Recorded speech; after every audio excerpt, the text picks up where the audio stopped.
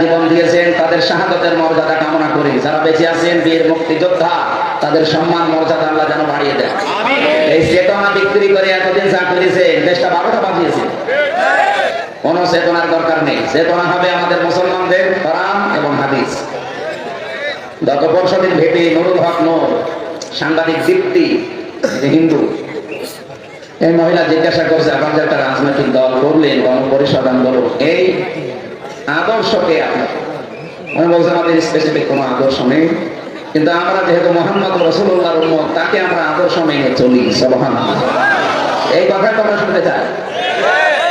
আর আপনি কার আদর্শের কথা বলেন? এই পৃথিবীতে মুহাম্মদ রাসূলুল্লাহ বাদ দিয়ে অন্য কাউকে যদি কেউ আদর্শ মনে করে ও কোনো বিচার নেই, কোনো হিসাব নেই, বিনা বিচারে জাহান্নামে। আমি এটা বানাবো না। আল-আদাবুল মুফরাদ ইমাম বুখারী রাহমাতুল্লাহ আলাইহি বুখারী শরীফ লেখার আগে কিতাবটা লিখেছেন। ওখানে দেখবেন 6 নাম্বার হাদিস আছে, 3 নাম্বার পয়েন্টে এই শব্দটা আছে। দুনিয়াতে যাদের আদর্শ মুহাম্মদ রাসূলুল্লাহ এখনো হয়নি, অন্য কেউ আপনার আদর্শ, আপনি মরে যান, আমি গ্যারান্টি দিলাম আপনার কোনো বিচার হবে না। যতই নামাজ পড়েন, যতই রোজা রাখেন, সত্য কথা বলছি এই জন্যই যেন আপনি ফিরে আসেন। আমি জানি আপনি ফিরবেন না, তারপরও আমার দায়িত্ব আমার আলাইনা ইল্লাল বালাগ পৌঁছে দাও। মুহাম্মদ রাসূলুল্লাহ বাদ দিয়ে অন্য কেউ যদি আপনার আদর্শ হয়ে থাকে আপনি একেবারে নিশ্চিত জাহান্নামে, কোনো বিচার লাগবে না। আপনি বিনা হিসাবে বিনা বিচারে জাহান্নামে যাবেন। যদি সেই দিন না যান আমি জল করে দিয়ে হ্যাঁ আপনি যাবেন না। আমি নবীর আদর্শের জন্য জেল খাবো, মার খাবো, আমার অঙ্গ পতঙ্গ হারিয়ে যাবে, আর আপনি সে নবী শুধু ইয়া নবী সালাম আলাইকা পরিচয় যাবেন জান্নাতে, ইয়া কি পান? আপনাকে এই মুহূর্তে যদি ঈসা নবীও আসে, হযরত মুসা আলাইহিস সালাম যদি আসে, কেউ যদি মুহাম্মদ রাসূলুল্লাহ আদর্শ বাদ দিয়ে তাদেরকে গ্রহণ করে, নিশ্চিত সেটা আপনি।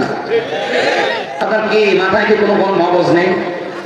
মুসা নবীর মতো এত বড় পাওয়ারফুল নবী যিনি আল্লাহর সাথে কথা বলতেন।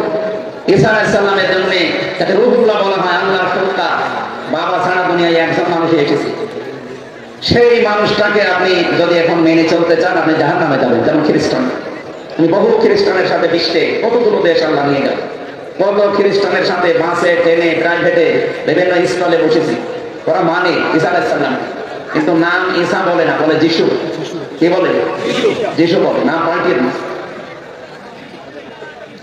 তারাও দেখেছে তাদের যে পর্দা, বিশেষ করে ইহুদিদের, এদের মেয়েদের যে পর্দা, খাস পর্দা, এ পর্যন্ত ঘন্টা দিয়ে থাকে, হাত মোজা পা মোজা, মনে হতো যে মনে হয় রাবিয়া বসে, কিন্তু ইহুদি মেয়ে বাইরের দেশগুলোতে সফর করার সময় দেখেছি, ট্রেনে যখন যায় দেখি ইহুদি মেয়ে 4-5টা বাচ্চা, এদিকে একটা সামনে 2টা, কাঁধে একটা, হাত পা মোজা দেওয়া, পাশে তার স্বামী এত বড় বড় দাঁড়িয়ে, বউ একটু হালকা বড় রাখে, সোলমুল বাবড়ি, বিশাল জোপা গায়ে দিয়ে, মনে হচ্ছে যে হয়তো কোনো মসজিদের ইমাম সাহেব হবে, কিন্তু ইহুদি।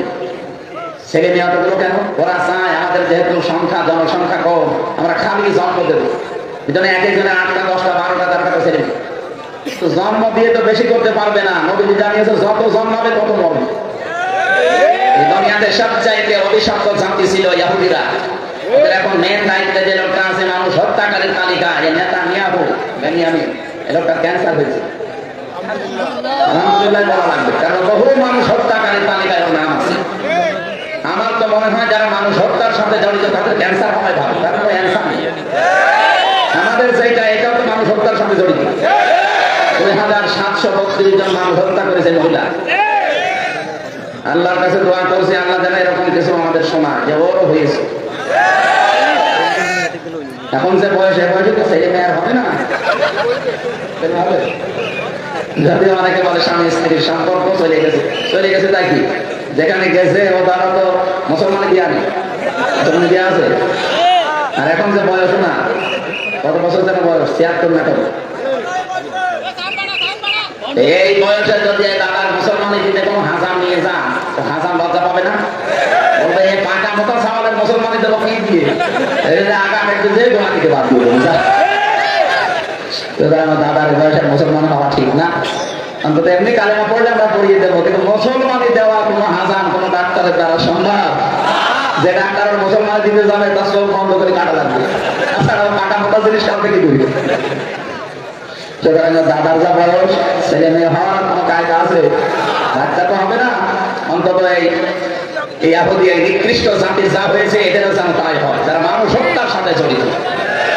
আর চাই গণহত্যার সাথে যারা জড়িত তারা যেন বেশি না থাকে। এগুলো পৃথিবীর ক্যান্সার। আল্লাহ সবচেয়ে বেশি ঘৃণা করে তাদেরকে যারা মানুষ হত্যার সাথে জড়িত। হাদিস, একটা মানুষকে হত্যা করা আল্লাহর কাছে এত বড় অপরাধ। আল্লাহ তাআলা বলেন তামাম দুনিয়া ধ্বংস হয়ে যাক, আমি কিছুই মনে করবো না। একটা মানুষ মেরে ফেললে সেরকম কি করে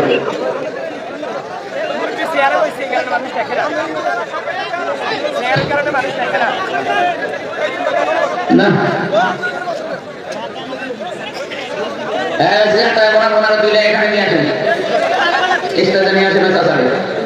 এমনি আপনাদের সময় আপনার সময়টা ছিল মাগরিব থেকে এসা। সেই মহিমালে যে ভরা লাগবে ওইটা তো সময় দিয়েছিলাম 9:30। এখনই তো 9টা বেজে যাচ্ছে। নিজেদের সময়ের জ্ঞান নেই, এখনো ডিস্টার্ব করছে। হ্যাঁ বললাম না, তুলে নিয়েছেন, এখানে বসিয়ে দিন। এইটা থামাতে 5 মিনিট লাগবে। কি আসছে নিয়ে আসেন, তারপরে নিয়ে আসেন, 4-5 জন কথা নিয়ে আসেন। সুবহানাল্লাহ আলহামদুলিল্লাহ লা ইলাহা ইল্লাল্লাহ। বসে এখানে দাঁড়িয়ে থাকা যাবে না। বসে পড়ো। সুবহানাল্লাহ আলহামদুলিল্লাহ লা ইলাহা ইল্লাল্লাহ লা ইলাহা ইল্লাল্লাহ মুহাম্মাদুর রাসূলুল্লাহ। আমার ভাইরা, কোরআনে কারীম থেকে যে কথাটা বলার জন্য এ পর্যন্ত নিয়ে আসলাম, আল্লাহ আমাদেরকে মানুষ বানিয়েছেন। সুতরাং মানুষ হয়ে যারা জন্ম নিয়েছি এটা পৃথিবীর একটা নিয়ামত। অন্য কোন সৃষ্টিতে যদি আল্লাহ আপনাকে পাঠাতেন, আপনি এরকম সুন্দর ঘরেও থাকতে পারতেন না। যদি সাপ বানিয়ে পাঠাতেন, বলেন তো কোথায় থাকতেন? কিয়ামত পর্যন্ত যদি সিজদায় পড়ে থাকেন, তাও এই নিয়ামতের শুকরিয়া আদায় শেষ হবে না। এজন্য মানুষ আমরা যারা বলেন আলহামদুলিল্লাহ। এমন কোরআন আল্লাহ আমাদেরকে দিয়েছেন, কিয়ামত পর্যন্ত এই পৃথিবীতে মানব জাতির জন্য আর একটা কথা আসমান থেকে আসবে না। যা দেওয়ার আল্লাহ সবের ভেতরে দিয়ে দিয়েছেন। ওয়ালাকাদ বারাবানা লিন-নাসি ফি হাদাল কুরআনি মিন কুল্লি মাসাল লাআল্লাহুম ইয়াতাযাক্কারুন। সূরা যুমার 27 নম্বর আয়াতের ভেতরে আল্লাহ জানিয়েছেন, রব্বুল আলামিন বলেন, পৃথিবীর মানুষের জন্য জীবন চালাতে যত দৃষ্টান্ত লাগবে, উপমা লাগবে, উদাহরণ লাগবে, যত শিক্ষা লাগবে, যত ইতিহাস লাগবে, যত ঘটনা ঘটা লাগবে, সব আমি আল্লাহ কোরআনে বর্ণনা করে দিয়েছি। লাআল্লাহুম ইয়াতাযাক্কারুন, যে মানুষগুলো জ্ঞানী দাবি করবে তাদের জন্য এর ভেতরে জিকির আছে, আলোচনা আছে। এজন্য আমাদের জীবন হয় লাগবে কোরআন কেন্দ্রিক। কোরআনের বাইরে যদি কোনো কিছু যায় সেটার সঙ্গে সঙ্গে বাদ দেওয়া লাগবে। আমার কথা বুঝেছে? আরো ভালো করে শুনুন। কোরআনে কারিমের বাইরে যদি কিছু যায় সঙ্গে সঙ্গে ওটা বাদ দিয়ে দেবেন। যদি দেখেন না এই বিয়ে তো কোরআনের সাথে মিলছে না, ও বিয়ে বাদ। এটা সেরকম বিয়ে নেই। এই যে গায়ে হলুদ দেওয়া কোরআনের সাথে মিল আছে, এটা হিন্দুদের নামাজ। এই যে বরযাত্রী যাওয়া আছে কোরআনে, হাদিসে আছে। কোরআন হাদিসে আমরা পেয়েছি বরযাত্রীর পরিবর্তে ওলিমা। কি পেয়েছি? আমাদের মুসলিম দেশ 96% আমরা মুসলমান তো ওইখানে আছে। অধিকাংশ পরিবারের বিয়ে দেখি ওলিমার খবর নেই, বরযাত্রী নিয়ে পাগলামি করে। 150-200 মানুষ নিয়ে যাচ্ছে মেয়ের বাড়িতে। আরে ভাই, মেয়ের বাড়ি থেকে একটা পান খাওয়া যায় তার অনুমতি ছাড়া, আপনি 200 মানুষ খাওয়ালেন। আজকে থেকে যেহেতু এটা কোরআন হাদিসে নেই, মাইনাস হবে। যতদিন এলাকায় বিয়ে হবে, কোনো বিয়েতে কোনো বরযাত্রী যাবে না। জানি এটা মানবে না, কারণ এতদিন চলে আসছে তো। একবার বলতে গেলে অনেকে মনে করেন আমার লস হয়ে যাচ্ছে। এতদিন খেলাম, আজকে হঠাৎ করে বাদ দেবো কি করে? বাদ দে, আস্তে আস্তে বাদ দে।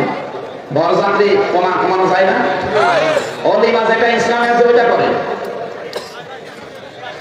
বলেন তো, অলিমা ছেলের বাড়ি হয় না মেয়ের বাড়ি হয়? আপনারা কার বাড়ি 200 মানুষ নিয়ে যাচ্ছেন? যেহেতু এটা ইসলামে নিয়ে আজকে থেকে তওবা করে ফেলবেন যে না কেউ বরযাত্রীর দাওয়াত দিতে আসলে আমি আর যাবো যাবেন না। কারা সত্যি করে হাত করবেন ইনশাআল্লাহ। হ্যাঁ, এই এলাকায় মেয়ে দিয়ে দেওয়া যাবে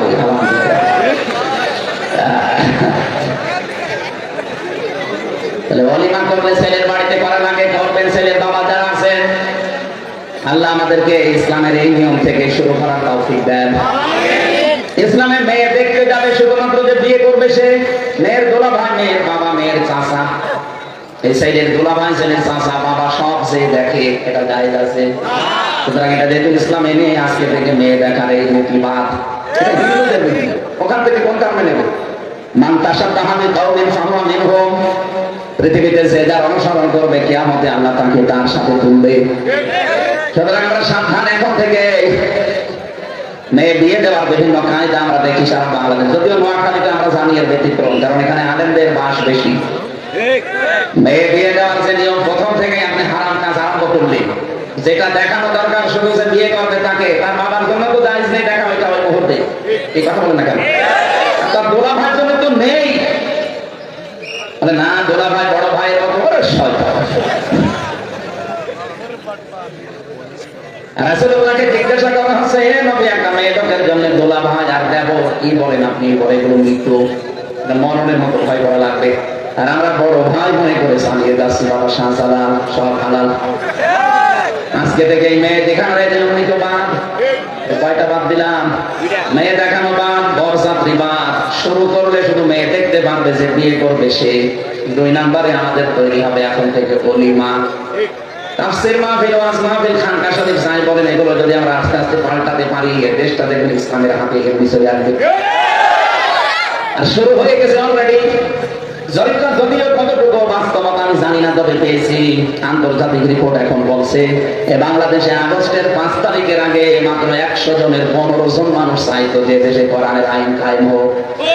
কিন্তু এখন এই 4.5 মাসের ভেতরে ওরা পাল্টিয়ে গেছে রিপোর্ট।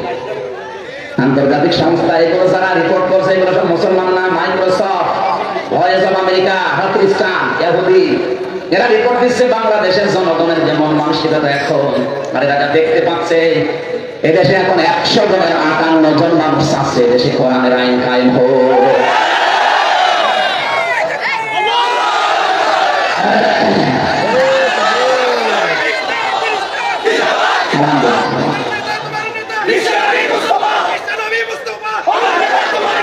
আমি জানি রিপোর্ট পেয়ে অনেকের মনে খুশি না, অনেকে চিন্তা করছে আমার চেয়ার গেল।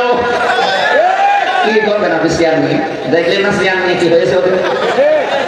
এখন থাকার মতো জায়গা নেই। আমি কয়েকদিন আগে মালয়েশিয়া ছিলাম, যে দেখি সাহেব পাড়া, বেগম পাড়া তো কানাডায় সাহেব পাড়া বানিয়েছে। ওই এলাকার নামই সাহেব পাড়া। এখান থেকে টাকা সব পাচার করে সাহেব পাড়া বানিয়েছে।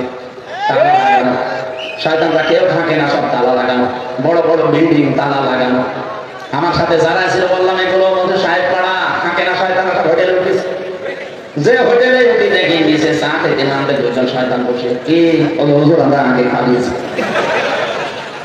কি করবেন আপনি চেয়ার নিয়ে? চেয়ারে বসে যদি আকাম কুকাম করে দেন, চেয়ারও আপনাকে লাথি দিয়ে ফেলে দেবে। এখানে চেয়ারে বসলে যে মানুষগুলো দুর্নীতি করবে না, চাঁদাবাজি করবে না, যাদের চরিত্র ঠিক আছে, আমরা চাই আগামীতে তারা চেয়ারে বসবে। এদেশে 1628টা চেয়ার আছে। কত?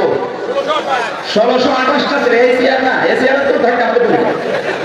ওই যে চেয়ার গুলোর কথা বলছি, ওই চেয়ারে আমরা এমন মানুষকে বসাতে চাই যারা বলতে পারে যে ক্ষমতা পেলে বাংলাদেশ থেকে চাঁদাবাজি জীবনের মতো ছাড়িয়ে বিদায় করবো।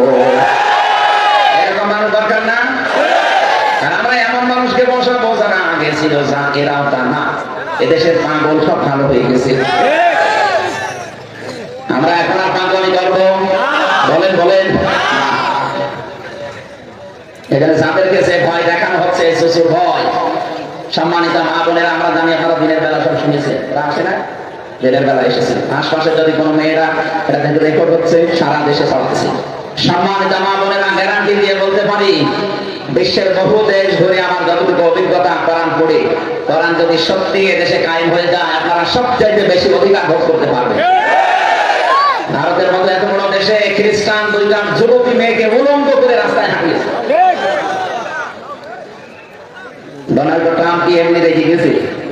কয়েকদিন আগে বক্তব্য দেয়নি যে জানুয়ারির 20 তারিখে আমার শপথ অনুষ্ঠান, শপথ নিয়ে 16 লাখ ভারতীয়কে সব তাড়িয়ে দেবো ভারতে, কারণ আমার মেয়েকে আমার মাকে ওরা উলঙ্গ করে রাস্তায় হাঁটায়। হিন্দু ভাইরা সবাই খারাপ না, কিছু উগ্রপন্থী হিন্দু যারা ওই দাদার মুরিদ আছে তারা মসজিদ গুলো সব ভেঙে দিচ্ছে ভারতে। গতকালকে একটা মসজিদ ভেঙেছে। পৃথিবীর মানুষ শুনে যে মাটির নিচে পায় কেউ স্বর্ণ, কেউ তেল, কেউ লোহা পায়, গ্যাস পায়, আর শয়তানরা শুধু মাটির নিচে মন্দির পায়। আপনার বাপদাদা পূর্বপুরুষেরা একটা আল্লাহর ভয় ভাঙতে এসে জীবনের মতো শিক্ষা পেয়ে গেছে, গাছ মাটি হয়ে গেছে। আপনারা যদি আরম্ভ করেন এখন চান, আপনাদেরকে আল্লাহ গাছকে মাকুল বানাতে বেশি সময় দেবে না। এমনি সারা বিশ্ব থেকে এখন আওয়াজ হচ্ছে সবচেয়ে বেশি মিথ্যা কথা বলে ভারত। এটা খ্রিস্টানরা রিপোর্ট বানিয়েছে, সারা দুনিয়ায় 257টা রাষ্ট্র, ওরা বলছে সবচাইতে বেশি মিথ্যা কথা বলা হয় ভারতে, কারণ এখন দেখছে যে ওরা মানুষের বিরুদ্ধে মিথ্যা বেশি বলে। আপনি দেখেন ওদের সাংবাদিকতার যে নিয়ম, মিথ্যা দিয়ে শুরু। যে যত বেশি মিথ্যা কথা অন্যের বিরুদ্ধে বলতে পারে তার দাম নাকি হয়েছে তত বেশি। মলম বিক্রেতা হকার, এর দাম বাড়িয়ে দিয়েছে এই কারণে যে মিথ্যা তথ্য দিতে পারে বাংলাদেশের বিরুদ্ধে। এখন ঠেলাতে পাচ্ছে, দাদার বাড়ি এখন ঘেরাও করেছে, দাদা এখন টের পাচ্ছে। ওর নাম পাল্টিয়ে ফেলে কিনা আমরা জানি। নয়করঞ্জন ঘোষ আমার মনে নাম থাকবে না। এই আবু সাহেবের নাম যদি আবুল হাকাম থেকে আবু সাহেব হয়ে যায়, ওর নামও পাল্টাবে। দেখেন কয়েকদিন পরে নাম দিলে তো আমার বাড়ি ঘর সব ভেঙে ফেলবে। ওর নাম পাল্টিয়ে এসেছে মনে হয় অন্য কোনো নাম দিয়ে দেবে, মানুষ যেন চিনতে না পারে।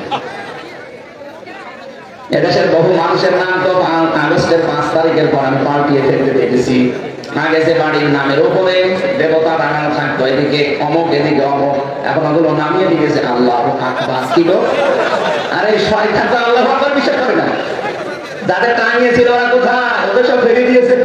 আমার নিজের এলাকায় যান, আপনি কুষ্টিয়ায় কয়েকটা বাড়িতে আমি এটা দেখেছি আগে 15 বছর, ওরা ওইটা দুই পাশে লাগিয়ে রাখতো, একদিকে বাবা একদিকে মেয়ে। এখন ওখানে একদিকে আল্লাহ একদিকে আকবার লিখা। ওরা জানে যে আল্লাহ আকবার ছাড়া এই দেশে আর বাঁচা যাবে না। জয় বাংলার নামটা এখন সন্ত্রাসীদের পরিণত হয়ে গেছে, কারণ মানুষ এখন সব হাতের মুঠায় পাচ্ছে। বৈষম্য বিরোধী ছাত্র আন্দোলনে একটা যুবক ছেলেকে তরবারি দিয়ে যেভাবে কোপ দিয়েছে, দেখেন এটা দৌড় দিয়েছে, ওর হাতটা এই জায়গা থেকে কানেক্ট হয়ে গেছে পরবর্তীতে। এইরকম যারা জয় বাংলা বলে দেয়, আমার সাথে জেলে ছিল একজন, ওই যে বিশ্বজিৎকে জয় বাংলা বলে জেল গেছিল শাওন, ও এখন জেলে 30 বছর জেল। আমার বলতো যে কি করলাম জীবনে, আমার মা বাবা এখন আমার আর খোঁজ নেয় না। যাদের কথা মতো এই কাজ করেছিলাম তাদের খবর নেই, মাঝখান থেকে আমার জীবনটা নষ্ট হয়ে গেল। হয়তো সেবকটা বারবার আমাকে বলছিল যে ভাই কিসের জামাত কিসের শিবির, আমি তো মুসলমানই না। আমার যদি বিশ্বাস না হয় আমার জিনিস দেখেন, তারপরও আমার মানি নাই, দিয়েছি কোপের পরে কোপ। এখানে আবেগে কারো উস্কানিতে পা দিয়ে, যদি এখনো পর্যন্ত অনেকে দেখছে উস্কানিতে পা দিয়ে বিভিন্ন জায়গায় অঘটন ঘটাচ্ছেন, আপনি তো বাস্তবতা বোঝেন না। আমি আবার বলছি, দেশ কিন্তু আর আগস্টের 5 তারিখের আগে নেই, এটা কিন্তু পার হয়ে গেছে। এখন সব নখদর্পণে আছে। আমি গোয়েন্দা বিভাগের যারা সর্বোচ্চ পর্যায়ে আছে কথা বলে দেখেছি, ওরা বলছে সব আমাদের একেবারে হাতের মুঠায়, আমরা শুধু ছাড় দিয়েছি, দেখতে চাচ্ছি দেশে কার আচরণ কেমন। আমি মনে করছেন আমি চাঁদাবাজি করে কেউ টের পাই না, সব ওদের আয়ত্তে আছে। আমি জোর করে মানুষের কাছ থেকে এতদিন যা করেছে ওইভাবে যদি করতে চান পারবেন না, কারণ ওগুলো যে পারা যায় না তার প্রমাণ 15.5 বছর।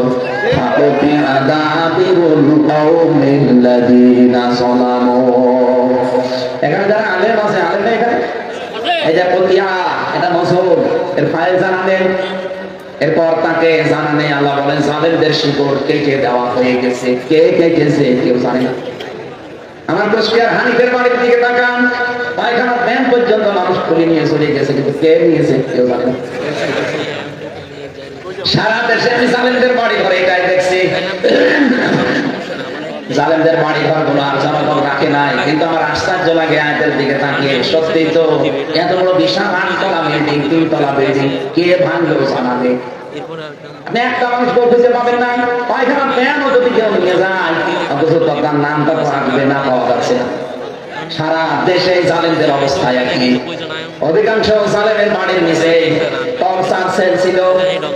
একরকম না, নিজেদের দলীয় ভেতরে যারা ওদের কথা মানত না, এমনকি যারা বিরোধী দলীয় আছে তাদেরকে ধরে ওই টমসার সেল, আমি তো নিজেও 10 দিন ছিলাম, আমি দেখেছি ওখানে যে অত্যাচার করতো, এই নখ তুলে নিত, পায়ের নখ তুলে নিত। আমার নিজের সামনে নিয়ে এসেছে ওইগুলো দেখছে। একদিন আমি তখন মনে হয় 9ম দিনের রিমান্ডে, মাটির ওই নিচে দেখে এত বড় একটা বাক্স নিয়ে এসেছে। ও শয়তানরা কি করবেন, সেগুলো দিয়ে আমরা নখ তুলি, এগুলো নখ তুলে নিয়ে যে চোখের জগৎ করে ঘুর তুলে ফেলি, আর পায়ের নিচে পিটাই, একটা আলাদা যন্ত্র, ওইটা যত পিটাবে তত আপনার চোখ নষ্ট হয়ে যাবে। ডাক্তার শফিকুল ইসলাম মাসুদকে জবাবে জিজ্ঞেসে, লোকটার শরীরে এখন বহু রোগ, আমি শুধু জেলে থেকে আমার রোগের কোনো শেষ নেই, 14-15টা রোগ চলছে এখন, আমি স্বাভাবিক হতে পারছি না, এত ঔষধপত্র চলছে, মশাকের অবস্থায় আছি, দোয়া করছি আল্লাহ তুমি আমাকে আগের অবস্থায় আবার ফিরিয়ে দাও। আমার নোয়াখালী বাসে মানুষ আল্লাহ যেহেতু আমাদেরকে বানিয়েছে, কোরআনে কারিমে সব কথা যেহেতু দিয়েছেন, 500টা বিষয় কোরআনে আমি একেবারে স্পষ্ট পেয়েছি, যেগুলো আমাদের জন্য দরকার। আজকে একটা বিষয় শুধু তুলে ধরবো, তার নাম মানব জীবনের সবচাইতে গুরুত্বপূর্ণ অঙ্গ আমানত।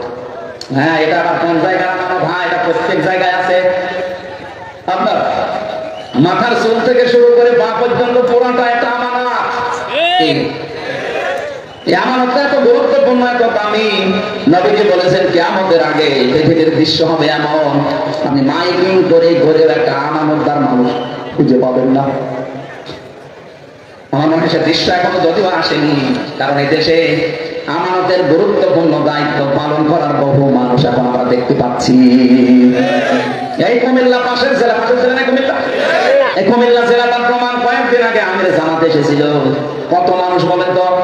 8টা মোবাইল হারিয়েছে আর মানি ব্যাগ হারিয়েছে, সেটা মাইকে ঘোষণা দিচ্ছে যে মানি ব্যাগ আর মোবাইল পাওয়া গেছে 8টা, যার লাগে নিয়েছে তার প্রমাণ দিয়ে পৃথিবীর ইতিহাস পাল্টিয়ে দিয়েছে তারা।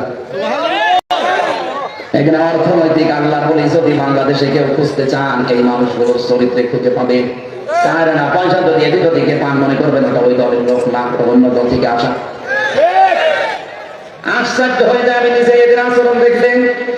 মানুষ 2 টাকা দিলে ফেরত দিতে চায় না, 1,80,000 টাকার মোবাইল ফেরত দিয়ে দিচ্ছে। অথচ এই ঝঞ্ঝাবি করতে পৃথিবীতে যেখানে ইমান রাখায় দায়, সেখানে যদি এই কাজ কোনো মানুষ করতে পারে, যার কাছে 1,80,000 টাকার মোবাইল পেলে ফেরত দিয়ে দেয়, ওর কাছে 800 কোটি টাকা দিলেও চুরি হবে না।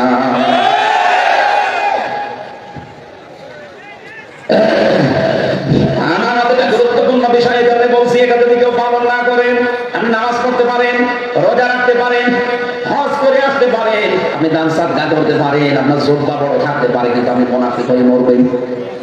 এই কথা বুঝতেছেন? নবীজির সাথে এখন নামাজ পড়তো, নবীজির সাথে রোজা রেখেছে, ইফতারি করেছে, কিন্তু লোকটা মুনাফিকের সর্দার ছিল। ওই জামানায় যদি মুনাফিকের সর্দার থাকতে পারে, জামানায় মুনাফিকের বাপ থাকবে। আল্লাহর নবীর কথা শেষ কথা ছিল এটা, হে আমার উম্মতেরা, মুনাফিক এটা কিন্তু ইহুদিদের ভেতরে হবে না, খ্রিস্টানদের ভেতরে হবে না, বৌদ্ধদের ভেতরে হবে না, হিন্দু মুশরিক এদের ভেতরে হবে না, মাজুসি দারাইদের ভেতরে হবে না। মুনাফিক তৈরি হবে শুধুমাত্র মুসলমানদের ভেতরে। ও বাংলার মুসলমানেরা, যেহেতু 96% আমরা এখানে আছি, সুতরাং মুনাফিকও এখানে থাকার সম্ভাবনা বলেন। যদি থাকে আপনার চরিত্রে এই দোষ, এখনই আপনি তওবা করে পাল্টান, নাইতো আপনি মরে গেলে কিন্তু জাহান্নামে যাবেন না, জাহান্নামের নিচে থাকবেন। ইন্নাল মুনাফিকিনা ফি দারকিল আসফালি মিনান নার ওয়া লান তাজিদ লাহুম নাসীরা। আল্লাহ পাক বলেন মুনাফিক যাবে জাহান্নামে, একেবারে নিচে থাকবে। আসফাল ইসমে তাফসীর, এর চাইতে নিচে আর যাওয়া যায় না। কত নিচে? জাহান্নাম মনে হয় 2-3 হাত। হ্যাঁ, নবীজি একবার মসজিদে নববীতে কেঁদে উঠলেন, সাহাবায়ে কেরাম বলে, হে রাসূল আপনি কেঁপে উঠলেন কারণ কি? বিশ্বনবী বলে 70 বছর আগে একটা পাথর জিবরাইল জাহান্নামের উপর থেকে ফেলে দিয়েছিল, ওটা এই মাত্র জাহান্নামের তলদেশে পৌঁছেছে। আপনি চিন্তা করতে পারেন, পাথর তোলার নাম বলেনি। 5 তলা বিল্ডিং এর উপর থেকে যদি 1 কেজি তোলার 1 কেজি পাথর ফেলে দেন, মাঝে পড়বে কোনটা? কেন? তার ওজন আছে। নবীজি তোলার নাম না বলে পাথরের নাম বললেন কেন? তার ওজন আছে, ভার আছে। পাথর পড়তে যদি একেবারে মুখ থেকে শেষ পর্যন্ত 70 বছর লাগে, হামজারে ফেলে দিলে কত বছর লাগে? আর মুনাফিক যারা জাহান্নামের উপরে না, একেবারে নিচে থাকবে, এমনকি কাফেরদেরও নিচে। ইন্নাল্লাহা জামিউল মুনাফিকিনা ওয়াল কাফিরিনা ফি জাহান্নামা জামিআ। অবশ্যই মুনাফিকরা আর কাফেররা জাহান্নামে থাকবে একত্রে, কিন্তু আগে থাকবে মুনাফিকরা, এরপরে কাফেররা। আপনি বলেন তো মুনাফিকের নাম আগে না পরে? এটা সূরা নিসা 140 নম্বর আয়াত 5 নম্বর পারা 19 নম্বর পৃষ্ঠা 15 নম্বর লাইনে আছে। হাফেজে কোরআন শরীফের যত তাফসীর আছে বাংলাদেশে সব মুফাসসিরদের ব্যাখ্যায় একই কথা লিখেছেন যে মুনাফিক যারা ওরা আগে থাকবে, এর উপরে থাকবে কাফেররা। যে অন্য কোন জাতির ভেতরে মুনাফিক তৈরি হয় না, শুধুমাত্র মুসলমানদের ভেতরে। এই জন্য আমাদের একটু চিন্তা ভাবনা করা দরকার। এক কথা বলেন না কেন? আমি আবার মুনাফিক হয়ে গেলাম না তো? আয়াতুল মুনাফিকাই সালাসা, মুনাফিকের আচরণ কোন জায়গায় 3টা, কোন জায়গায় 4টা বা 5। 1 নম্বরে কথা বললে মিথ্যা কথা বলে, 2 নম্বরে ওয়াদা করলে ভঙ্গ করে, 3 নম্বরে আমানত রাখলে খেয়ানত করে। 4 নাম্বারটা আছে, 4 নাম্বার হচ্ছে কারোর সাথে যদি ঝগড়া হয় গালি দেয়। এই এলাকায় গালি দেয়, যারা গালি দেন, কারোর সাথে কথা কাটাকাটি হলে গালি দেন, মনে করবেন মুনাফিকের জার আপনার ভেতরে আছে, আপনাকে শয়তানে দখল করে ফেলেছে। এখন যদি এই লোকটা বাড়িতে যায়, স্ত্রীকে সালাম দেয়, আসসালামু আলাইকুম ইয়া আহলাল বাইত, বাড়ির ভেতর থেকে আওয়াজ আসবে কুকুরের বাচ্চা। যদি ওনার বউ ওনাকে কুকুরের বাচ্চা, শুকুরের বাচ্চা বলে গালি দেয়, উনি সালাম দেওয়ার পরে ওনার রাগ হবে? আপনারা কি আছেন এখানে? ঘুমাচ্ছে? ওনার যে রাগ হবে? আপনি জ্ঞানী মানুষের জীবনে রাগ করতে পারেন না। আপনি চিন্তা করবেন, আমার এই বউটা শিক্ষিতা, একটা ধার্মিক মেয়ে, এর বংশ ভালো, এ জীবনে আমার মুখের উপরে মুখ তুলে কথা বলে না, আজকে আমার শুকুরের বাচ্চা কুকুরের বাচ্চা গালি দেয়, অথচ আমি সালাম দিলাম। অবশ্যই এর জিনে ধরেছে, এরা জিনে ধরেছে, ভূতে ধরেছে, তাছাড়া তো এ স্বাভাবিক নেই। আমরা গালি দেবে কেন? আপনি যদি বলেন স্বাভাবিক মেয়ে লোক আপনাকে কুকুরের বাচ্চা বলে গালি দিলে, আপনি মনে করেন জিনে ধরেছে। আপনি যখন দেখবেন আপনি তার সাথে ঝগড়া বলে খালি গালি দেন, আপনি মনে করবেন আপনি আর মেয়ে, আপনাকে মুনাফিকি ধরে ফেলেছে। গালি দেন কারা কারা? হাত তোলেন তো। ও, এই এলাকায় আমার মনে হয় হাদিস বলা ঠিক হতো না, সব আল্লাহর ওলি বসে আছে। এলাকায় গালি নেই? এরকম গালি আছে, দেন তো একজন দেখি। এই দিনে যে বরফ বিক্রেতা বাদাম বাদাম বিক্রি করছে একটা লোক, গাড়ি নিয়ে যাচ্ছিলাম, হঠাৎ দেখছি 2 মহিলা মনে হয় ঝগড়া করেছে, কেমন গালি দিয়েছে। ওই গালি করে পুলিশ ওই বাদাম বিক্রেতা ছেড়ে দিয়েছে। গালির যে স্টাইল হয় 3-4 মিনিট একাধারে শুধু গালি দিতে আছে। কি বুঝলাম এখান থেকে? মুনাফিকের আচরণে 4 নাম্বার এটা, কথা বললেই তাদের মুখে গালি বের হয়। আপনি আজকে থেকে সাবধান হবেন, নয়তো মনে করবেন মুনাফিকের জার আমার ভেতরে আছে, এই জন্য গালি বের হচ্ছে। আল্লাহ আমাকে সব প্রত্যেককে যেন রাগ হলেও গালি বের না করেন, বলেন আমিন। আমাদের দায়িত্বটা এত গুরুত্বপূর্ণ, নবীজি নিজের জীবনে শুধু বইলেই শেষ করে দেননি। ওয়াইদা তুমি না খান, আমানত রাখলে খেয়ানত করে, এটা বলেননি, শুধু নিজে দেখিয়েছেন। বিশ্বনবী যেদিন হিজরত করবেন, 42 জন কাফের তার বাড়ির চারিদিকে ঘিরে আসে তরবারি নিয়ে। নবীজি নিজের জামাই আলীকে ডাকলেন, ডাক দিয়ে বলেন, আলী, ওই যে ঘরের টোপলাগুলো দেখতে পাও, ওগুলো সবাই কাফেরদের আমানত। ওরা নিজেদের বাবাকে, মাকে, নেতাকে বিশ্বাস করে না। আমার নাম আল আমিন আস-সাদিক, আমি আমানতদার, এই জন্য আমার কাছে রেখে গেছি। আমি এখন আল্লাহর আদেশ পেয়েছি, এই মুহূর্তে যদি আমি এগুলো নিয়ে মদিনায় চলে যাই, তাহলে আমার আল আমিন নামের কলঙ্ক হবে। বলেন বলেন, আমার আল আমিন নাম, আমি আমানতদার, আমি বিশ্বাসী, এই নামের কলঙ্ক হয়ে যাবে। তো তোমাকে আমি বলছি, আমার চাদরটা গায়ের উপর দিয়ে এখানে শুয়ে থাকো, সকালবেলা ওরা যখন এসে আমাকে পাবে না, তোমারে পাবে। তুমি তো নেতা ছেলে, নেতা ছেলে, আবু তালেব নেতা ছিল, তুমি তো নেতার ছেলে, এই হিসাবে তোমাকে কিছু হয়তো সরাসরি বলবে না, ওই যে আমানতের যে নাম লেখা লেখা আছে ওগুলো টোপলা বেঁধে বেঁধে তার হাতে হাতে পৌঁছে দেবা, আমানতের দায়িত্ব পালন করে 3 দিন পরে আমার সাথে মদিনায় দেখা করবা। বাংলার মুসলমানের একটু ভাবেন, নিজের জামাইকে মরণের বিছানায় রেখে যাচ্ছে যেন আমানতের খেয়ানত না হয়। আর আপনি কি করলেন? 15.5টা বছর আমরা আপনাকে দিতে চাইনি, জোর করে আপনি আমানতের দায়িত্ব পালন করার জন্য ঘাড়ে নিয়েছিলেন। আমরা আপনাকে ভোট দেয়নি, জোর করে বললেন না আমি করেন। কি করলেন? যাওয়ার সময় 14টা সুটকেস নিয়ে গেছি। প্রথম কি আমার দেশ একেবারে ভিডিও আকারে দেখিয়েছে, 14টা সুটকেস নিয়ে চলে গেছে, সব মনে হয় মাটি ভর্তি। যাওয়ার সময় পাইলটকে জিজ্ঞাসা করছে সুটকেস গুলো উঠেছে, বলছে হ্যাঁ চলো, কারোর সাথে কোনো কথা বলেনি, আপনি চলে গেলেন সুটকেস। এত দরকার আপনার, আপনার হাজি নামের কলঙ্ক হয়ে যায়নি? এগুলো যে নিয়ে চলে গেলেন, সারা বিশ্বে এখন আপনাকে গালি দিতেছে যে হাজি না ও পাজি।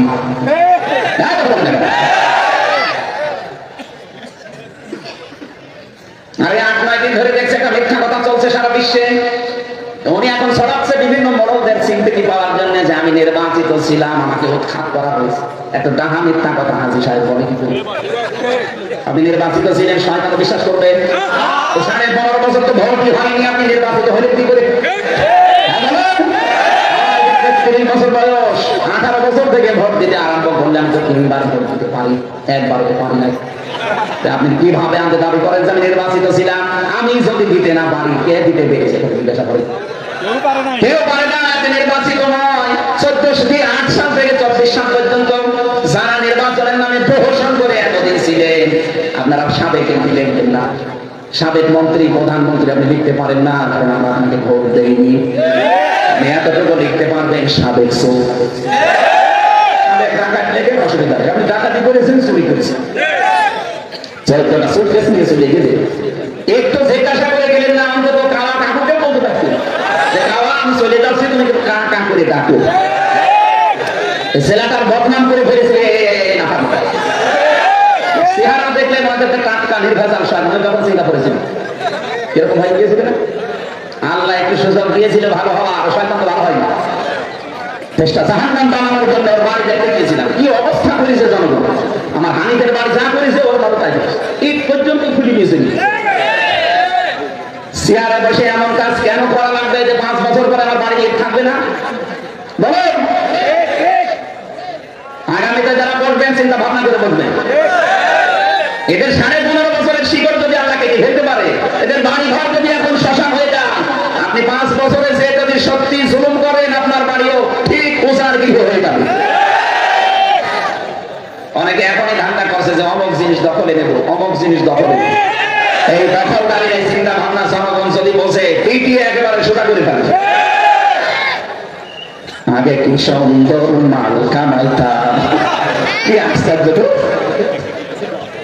আমি নিজে তো পরীক্ষিত, আমার বাড়ি থেকে ধরে নিয়ে আসবো, কিন্তু তার উপরে ঘুমাচ্ছিলাম। আমার নিয়ে আসলো, পরের দিন পেপারে দিলে ওনার আমরা চড়হাস থেকে ধরে নিয়ে এসে পুরা দাম দিতে হবে। আমার বাবারে বললো 50টা মামলা দেবো যদি 10 লাখ টাকা এখনই না হবে। বাবা তো সহজ সরল গ্রাম্য মানুষ, কৃষক মানুষ, ওই এদিক ওদিক করে ধার না করে বসে এই ও শয়তানরা টাকাও নিয়েছে, পরের দিন মামলা। আমি আকিস গ্রুপের খতিব ছিলাম, ওদের কাছে প্রায় 32 লাখ টাকা খেয়েছি। খালি বলে স্যার আমার বলছে যে মাঝে মাঝে আসে এসে বলে যে 10 লাখ টাকা দে, 5 লাখ টাকা দে। কেন? টাকা না দিলে আপনাদের বিরুদ্ধে মামলা দেবে। কি সুন্দর মাল কামানোর মেশিন তো। এখন কোথায় আপনারা? পালিয়েছে। সেদিন বগুড়া এই আগস্টের 5 তারিখে, মানে 8-9 দিন আগে আমার একটা মাহফিল ছিল বগুড়াতে, তারেক জিয়া সাহেবের গ্রামে। আমি স্টেজ থেকে নামতে পারি না, দেখছি প্রায় 22-23 জন পুলিশ আমার এসে তাড়াতে তাড়াতে মাঠের ভেতর দিয়ে ধানের খেতে প্রায় 1-1.5 কিলো 2 কিলো খালি তাড়িয়েছে। করতে পারিনি, মানে আমি পোশাক খুলে পালিয়েছি। পরবর্তীতে আমার গাড়িতে আটক করেছিল ড্রাইভার সহ মাওলানা আব্দুল বারি ভাই ছিল, নিয়ে বলছে যে টাকা না দিলে গাড়ি ছাড়বে।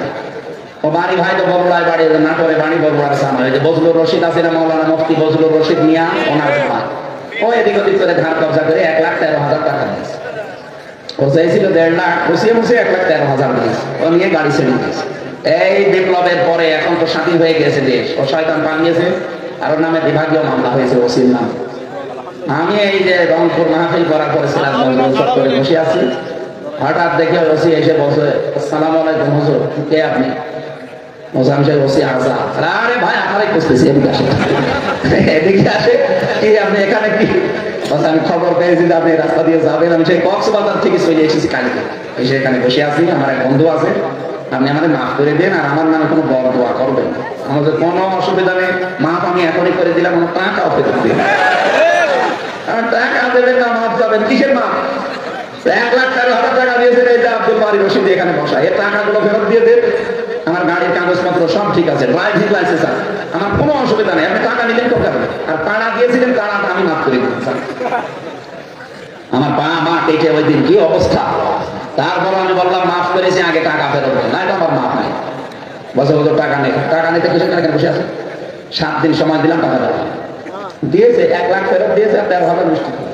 ঠিক আছে, পুলিশের কাছে যে টাকা ফেরত পাওয়া যায় বাংলাদেশে মানে এই প্রথম ইতিহাস। আমার মামলার আইনসাইটা মিজান এ শয়তান সেদিন কল দিয়েছিলাম, 32 লাখ টাকা নিয়েছে আকিস গ্রুপের মালিকের কাছ থেকে, আর আমার বাবার কাছ থেকে 30 লাখ। এই এতদিন মিলে 3 বছর জেলে ছিলাম। মানে টাকাগুলো আগে ফেরত দিন, আমার বছর বছর বক দোয়া দেবেন না, বক দোয়া তো দেবো না, আগে টাকা ফেরত দিন। না দেখুন আমার নাম যা বকছি, কোন জায়গায় পেলে সঙ্গে পিটিয়ে একেবারে কুকুরের মতো পিটিয়ে নেবে, একেবারে খাস লোক। ওরা মনে হয় আল্লাহর নবীকে নবী বলতো না, ওদের নবী ছিল ওই আল্লাহ। এইরকম পড়ানো রিমান্ডে যাদেরকে পেয়েছিলাম ওরা আল্লাহর ভোট করে, এই কয়টা অফিসার পেয়েছি রিমান্ডে সব আল্লাহর ভোট করে।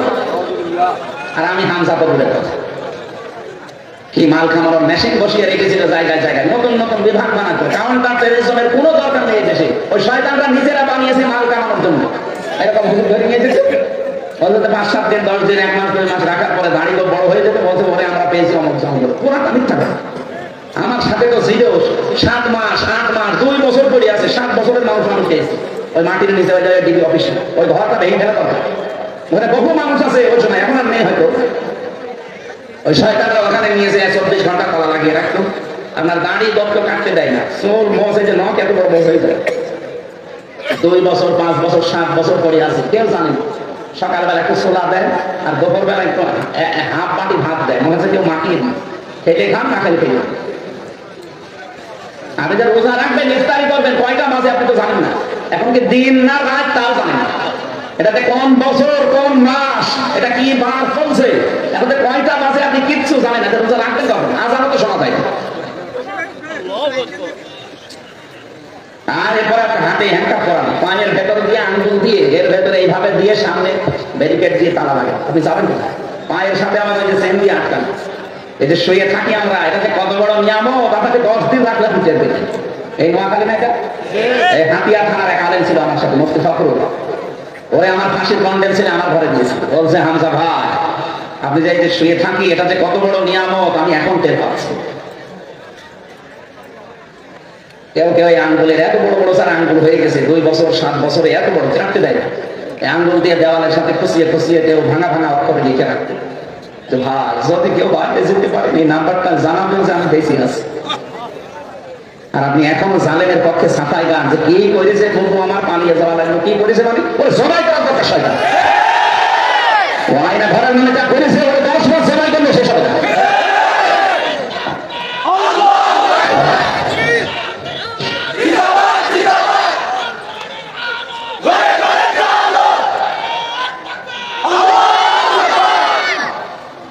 না মরেন তো, মানুষ পুরো বিবেক খাটলে কথা বলে যে কি করেছে, বন্ধু আমার পালিয়ে যাওয়া লাগলো।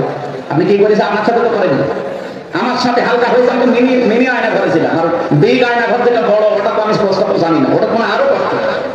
মিনিটাই যদি এরকম ঝামেলা হয়, সারা রাত ধরে দেখা পিটা, সারা রাত একটা মানুষকে 3-4 জন মিলে পিটাচ্ছে, খালি মিথ্যা কথা বলাবে তারে দিয়ে। আমরা 10 দিন রিমান্ডে একাধারে শুরু করেছি, এই কথাগুলো বলা লাগবে আকিস গ্রুপের বিরুদ্ধে আর জামাত ইসলামের বিরুদ্ধে। যদি না বলেন আপনার বউ আমরা তুলে নিয়ে আসবে। কি রাম রাজত্ব পেয়েছিল দেশটা, আল্লাহ এমনি ধরেছে জানেন তো, ওদের গোনা পুরাপুরি একেবারে ছাপিয়ে দিয়েছে। মানে এত পাপ করেছে যে পাপ রাখার জায়গা নেই, কি করবে আল্লাহ তখন ধরেছে। আমার মেয়েটা এখনো পর্যন্ত আমার সাথে কথা বলে না ভালো, কারণ আমার চেনে না। আমার মেয়ে আমি 7 মাস রেখে এসেছিলাম, 3 বছর পরে আমি ওরা দেখলাম, ওর বয়স এখন 4 বছর। ও এখনো পর্যন্ত স্বাভাবিক না, ও আমার চেনে না, আমারও ওর প্রতি সেরকম মায়া নেই, কারণ আমি দেখিনি। আর শয়তানরা এখনো সাফার কাছে কি করেছি তোর বাপ যদি এরকম 10 বছর 14 বছর এরকম আয়না ঘরে থাকবে তুই টের দিস।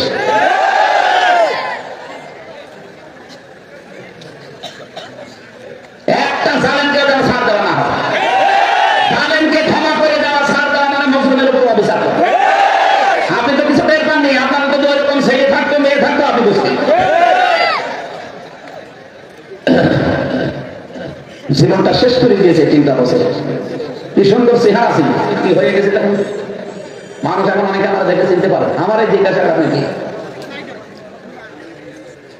আমার তো মনে হচ্ছে যে অবস্থায় ছিলাম, আরো যদি কিছুদিন থাকতাম তখন নাম আমি ভুলে যেতাম। জানি জানি হামজা, এই হামজা নাম আমার মনে থাকে, কারণ ওখানে অনেকের নাম জিজ্ঞাসা করে সে আর বলতে পারে। বলেন তো একটা লোক 8 বছর 10 বছর 14 বছর পড়ে আছে, ওর নাম মনে থাকবে কি করে? কারণ ওর নাম তো কেউ ডাকে না, ওর নাম কেউ ডাকে না, ওকে ওর নাম মনে থাকবে কি করে? 2-3 ঘন্টা একাধারে পিটিয়ে পিটিয়ে যে মরে যাওয়ার অবস্থা হয়ে যায়, তখন ওই ইঞ্জেকশন দেয়, এমন পাওয়ার ইঞ্জেকশন দেয় আপনি একেবারে স্বাভাবিক হয়ে যাচ্ছে। আবার পিটা চোখ মুখ বেঁধে দিয়ে বলবে চলে, রাত 12টার সময় এসে বলবে চলে, কোথায় জানি না। সারা রাত গাড়িতে ঘোরাবে, হঠাৎ চোখ খুলে দেখবেন গাজীপুরের জঙ্গলে অথবা টাঙ্গাইল মধুপুরের জঙ্গলে, এখানে কি বলে যাচ্ছে ছেড়ে দিলাম যা। যে দৌড় দেবেন পেছন দিক থেকে গুলি করে বলবে যে সকালে ওই পরাস ফায়ার হয়ে গেছে। এই চলছিল দেশে।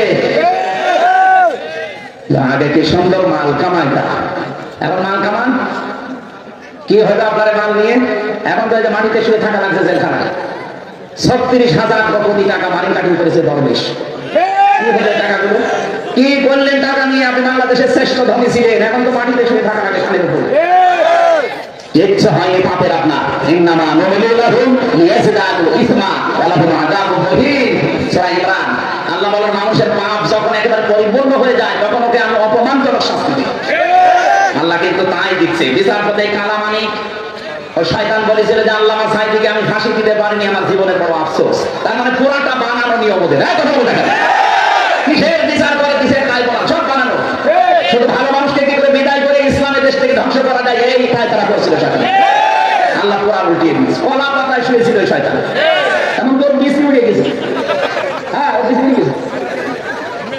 আমি যেই জেলখানা যেই ওয়ার্ডে থাকতাম ও শয়তান নাকি এখন সেখানে আছে। সেদিন এক কারারক্ষীর সাথে যায়, অত শয়তান তো আমার আন্ডারে থাকে। ঠিক আছে, ওর খাবার দেবেন না। আপনাদের আমাদের সাথে যা করতে বলেছিল ওদের সাথে তাই করবে। আমাদের যোগাযোগ বিচ্ছিন্ন, 24 ঘন্টা তালা লাগানো, সিসি ক্যামেরা লাগানো, কেউ যেন কথা না বলে। ওদের সাথে ঠিক এরকম কড়াকড়ি করবে। শয়তানগুলো টাকা পয়সা মনে হয় খরচ করে খুব আরামে আছে। আমাদের দায়িত্ব দিত হিন্দু দেবদুল্লাহ, সুব্রত বালা, পরশ কুমার, এবং 3 বছর একেবারে তৈরি আসে। আর এদের জামাই আদরে শুনছে, অনেককে জামাই আদরে রাখছে না। যা করেছে পাপ অন্তত কিছুটা দুনিয়া থেকে মোচন হয়ে যাক। আখিরাতে জালেমরা তো জাহান্নামে যাবে, কারণ জালেম যারা এরা আল্লাহর মামলার আসামি। ইন্নামা নুমলিনা ইন্নামা সাবিলু আলাল্লাযিনা ইয়াজলিমুনা নাস। সূরা সূরা 42 নম্বর আয়াত। জালেম যারা এদের বিরুদ্ধে মামলা কার? আরো জোরে জোরে বলেন আরেকবার। কি মনে করেন আপনি জালেমদের বিরুদ্ধে আল্লাহ মামলা দেবে? এখনো দেখছি অনেকে জালেমের গণগান করছে, জালেমকে আবার ফিরিয়ে নিয়ে আসার পায় তারা করছে। বলছে না আপনাদের আমরা 50টা শেখ দেবো, আসে আপনি কি জাতির সাথে বেঈমানি করবেন?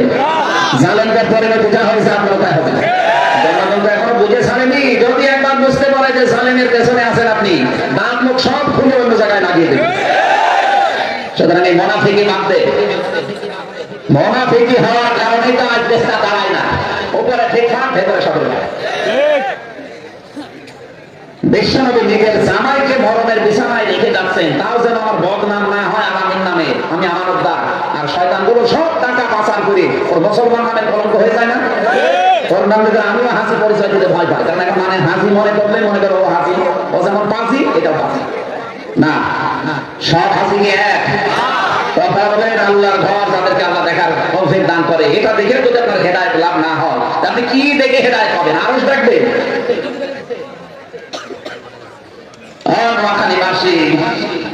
বিশ্বনবী মুহাম্মদ রাসূলুল্লাহ জীবন থেকে এটা বললাম এই কারণে, বাংলাদেশে এই 1628টা চেয়ারের মানুষগুলো যদি নবীর আদর্শটা গ্রহণ করতো, যে যেখানে আমানত পেয়েছি আমি পৌঁছিয়ে দেব তার প্রাপকের কাছে।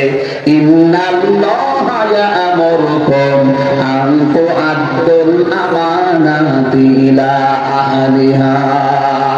আল্লাহ বলেন আমি নির্দেশ দিলাম তোমাদের আমাদেরকে যাবতীয় আমানত তার প্রাপকের কাছে পৌঁছিয়ে দাও।